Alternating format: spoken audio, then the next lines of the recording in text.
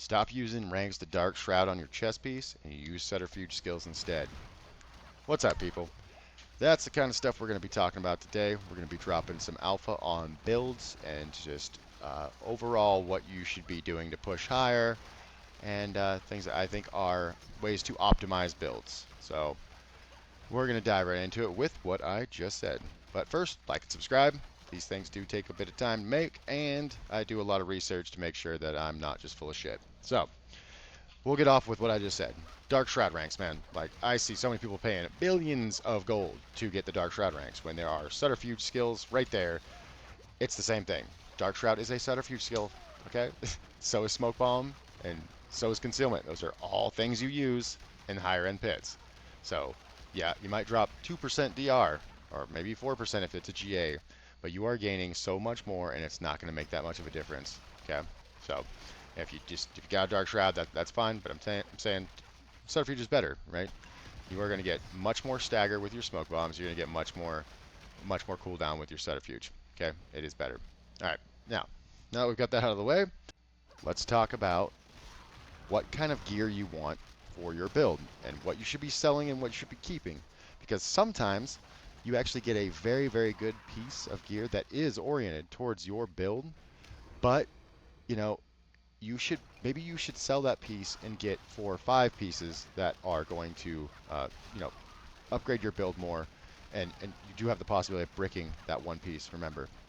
So let's be careful.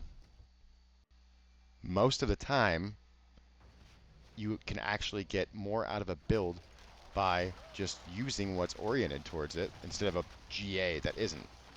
And what I mean by this is I see a lot of people running things that, yeah, it's got a GA on it, or it's got 2 GAs.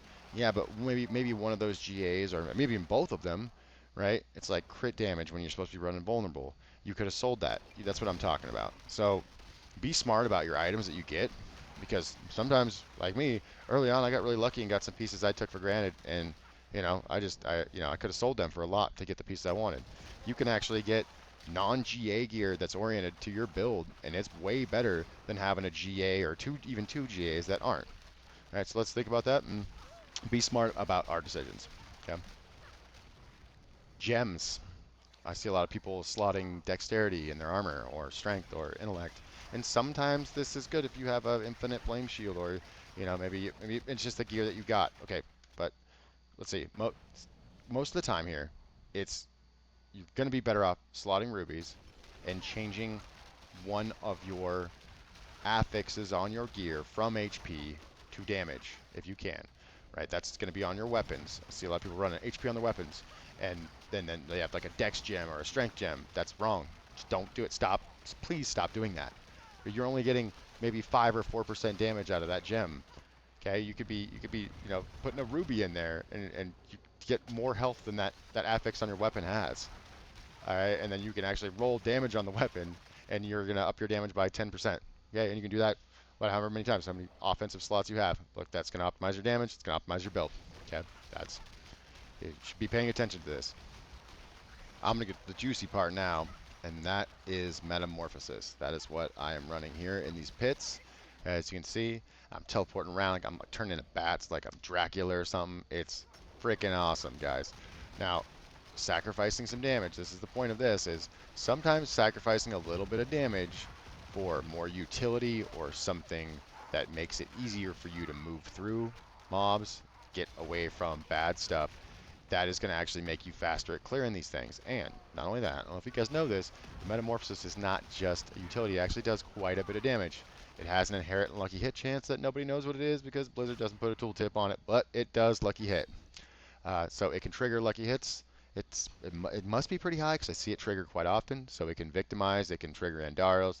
It is very good. It gives you iframes while you're dodging. And this is not just for the rogue, this is for every class. So please, like this is a very, very, very good imprint.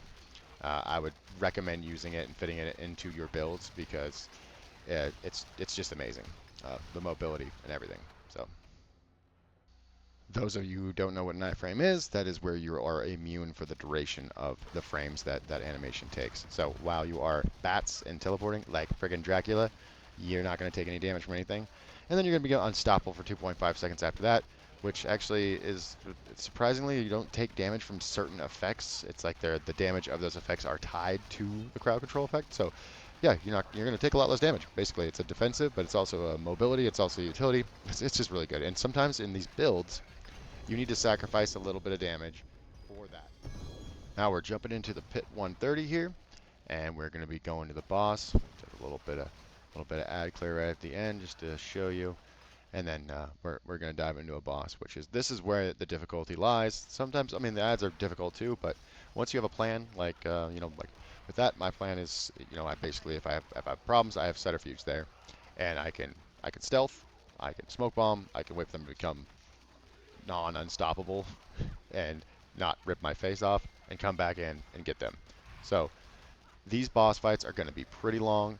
They're going to be excruciating. There's going to be a lot of echoes coming down, and some of the boss types are just very hard to deal with. It's understandable if you don't want to fight some of them.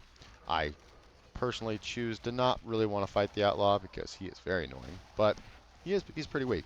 It's up to preference of character, but this is where your build is really going to either die or it's going to shine. Are you strong enough to take these hits? Are you mobile enough to get out of the way of things? Are you going to be able to kill him fast enough? These are time gated. So you do need enough damage, and I know I said sometimes you need to sacrifice a little bit of damage for a little bit of utility. Not too much damage, though, and make sure the utility that you're grabbing is very useful. I think Metamorphosis is very, very useful.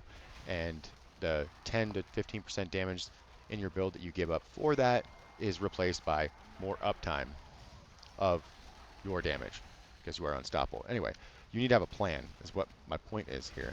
And you need to test this plan, and that's what's going to make you make adjustments to your build, right? And you're going to know everyone's playstyle is different. So one of the big things I want to get at before we kill this boss is it's very hard to test changes to your build with the dummies. They're very weird, and it's hard to know with the variances of damage if that's really a big buff. The best way to do it is to choose like the pit level that you're not really struggling with. Uh, it's not just so easy you just blast right through it. Something that's somewhat challenging.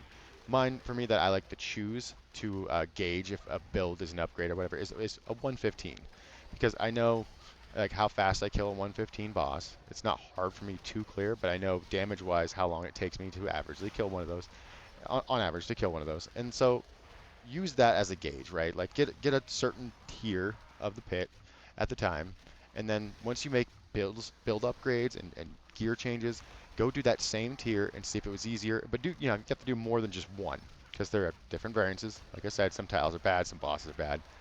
But that gives you a good gauge on if your build is getting better and if you're heading in the right direction. And so that way you can keep improving because you are going to need to keep improving. And I know there's not a lot of incentive to push these pits. There's not the rewards aren't really there. You can't really play with your friends because it's aggravating and Blizzard wants to give you reduced rewards for having buddies to play with, which is just really stupid in my opinion. Sorry, Blizzard. But that's what we're this is like bragging rights, or you want to test yourself, whatever it is that is making you come up to these pits. Like for me, it's kind of this content. I want to bring content, and it's fun for me to keep pushing myself further and further along, and I want to keep making these videos. So I'm gonna remind you guys again, like and subscribe, and I'll bring more videos out, more builds, all kinds of stuff. Thanks for watching.